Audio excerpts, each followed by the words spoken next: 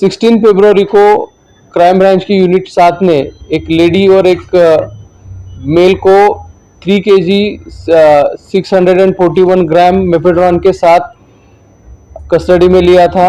इसमें एक ऑफेंस दाखिल किया गया था। इसी ऑफेंस का फर्दर इन्वेस्टिगेशन क्राइम ब्रांच की टीम कर रही थी। इसी फर्दर इन्वेस्टिगेशन के दरमियान सांगली डिस्ट्रिक्ट में कवटे महाकाल तहसील के यहाँ पे इरली करके गांव है। इस गांव के एरिया में मैन्युफैक्चरिंग यूनिट पिन पॉइंट करने में, वो डिस्ट्रॉय करने में और वहाँ से 122 kg मेफेड्रॉन सीज करने में क्राइम ब्रांच की टीम सक्सेसफुल हुई है। इस पूरी कार्रवाई में 6 एक्यूज को हम अरेस्ट कर चुके हैं। टोटल एक्यूज की संख्या इस केस में अभी 10 हो चुकी है और अब तक इस केस का जो टोटल सीजर है वो 252 करोड़ का हो चुका है और इस केस का फर्दर इन्वेस्टिगेशन जारी है। ओनरशिप जिसकी थी उसको भी पकड़ा गया है।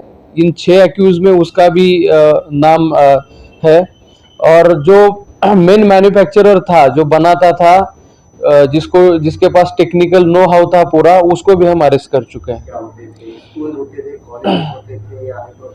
ये जो मेफेड्रॉन मैन्युफैक्चर किया जाता था वो क्रिस्टल फॉर्म में था, एकदम वाइट कलर का और क्रिस्टल फॉर्म में था, जिसको नारकोटिक्स की लोकल लैंग्वेज में लैविश करके बोला जाता है। इसको हाई क्वालिटी मेफेड्रॉन समझा जाता है।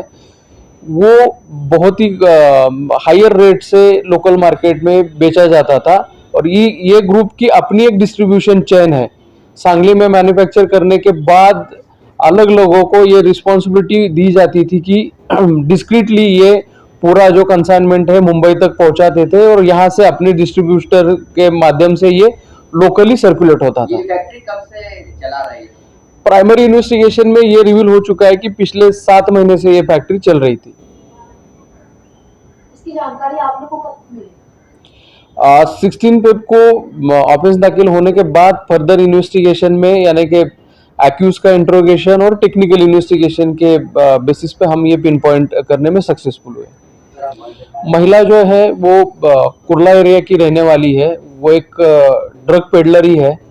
जो हमें बेसिक इन्फॉर्मेशन मिली थी कि ये बड़े पैमाने पे ड्रग ट्रैफिकिंग कर रही है, तो डिटेल्ड वर्कआउट के बाद ही वो जो एक्शन है 3 kg सीजर का वो किया गया।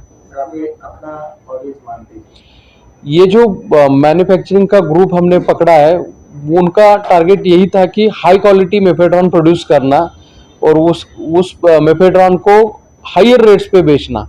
तो जाहिर है कि इसमें अच्छी इकोनॉमिकल कंडीशन वाले ही लोग ये परचेस करते थे। अभी तक कॉलेजेस या फिर आपने जो दूसरा एंगल पूछा है वो इन्वेस्टिगेशन में रिवील नहीं हुआ है, लेकिन हम उसके बारे में भी इन्वेस्टिगेशन कर रहे हैं।